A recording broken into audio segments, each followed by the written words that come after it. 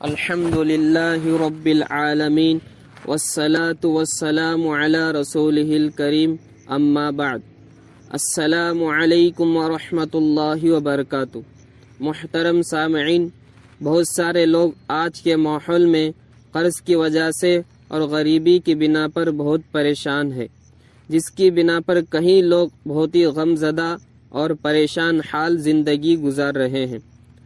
اس بنا پر کہیں سارے لوگ اپنے قرض کو اور غریبی کو ختم کرنے کے لیے کہیں سارے وظائف کرتے ہیں اور پوچھتے ہیں کہ کوئی قرض کو ختم کرنے والا وظیفہ بتلائے۔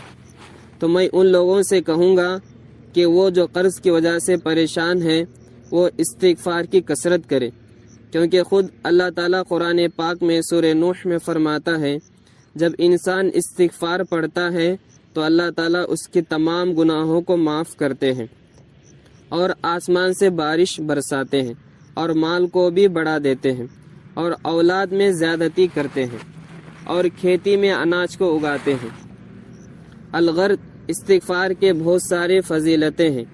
ان تمام فضیلتوں میں ایک جو سب سے بڑی فضیلت ہے وہ اللہ کی رضامندی یعنی خوشی حاصل ہوتی ہے، اور کثرت استغفار سے اللہ تعالیٰ بندے سے بہت زیادہ خوش ہوتا ہے اور اس کو ایسی جگہ سے روزی دیتا ہے جہاں سے انسان کو گمان بھی نہیں ہوگا، جیسے کہ حدیث پاک میں بھی اللہ کے نبی صلی اللہ علیہ وسلم کا ارشاد ہے، من لزم الاستغفار جعل اللہ له من كل ضیق مخرجا ومن كل ہم فرجا ورزقہ من حیث لا يحتسب۔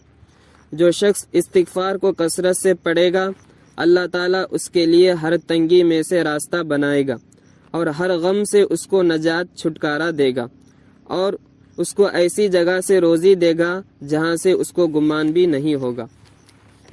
لہذا جو شخص قرض کی وجہ سے پریشان ہے میں ان سے کہوں گا کہ وہ دو چیزوں کو لازم پکڑے۔ نمبر 1، 5 وقت کی نماز پڑھے۔ اور کسی کام کی وجہ سے وقت میں نماز پڑھ نہ سکے تو بعد فوراً اس کو ادا یا قضا کر لے۔ نمبر 2، کثرت استغفار کرے۔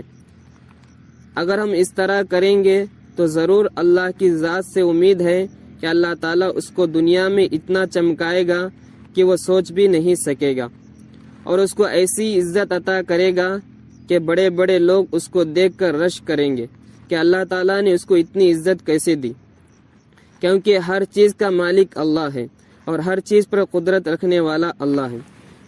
نہ دنیا کا کوئی مالدار یا عہدے والا ہمیں عزت و روزی نہیں دے سکتا۔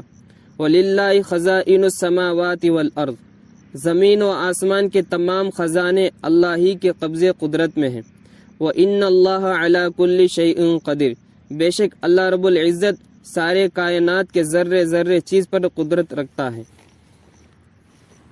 اب سوال یہ ہوتا ہے کہ استغفار جو دعا ہے حدیثوں میں بہت سارے آئی ہیں، کون سی پڑھنی چاہیے؟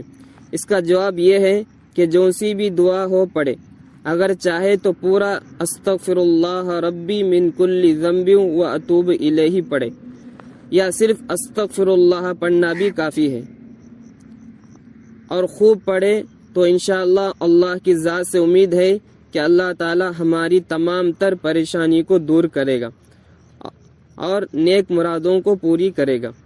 بس اللہ تعالیٰ سے دعا ہے کہ اللہ رب العزت ہم سب کو کثرت استغفار اور اللہ کا ذکر کرنے کی توفیق نصیب فرمائے، اور ہمارے کثرت استغفار کے بنا پر ساری امت مسلمہ کی تمام تر پریشانیوں کو دور کرے۔ آمین یا رب العالمین۔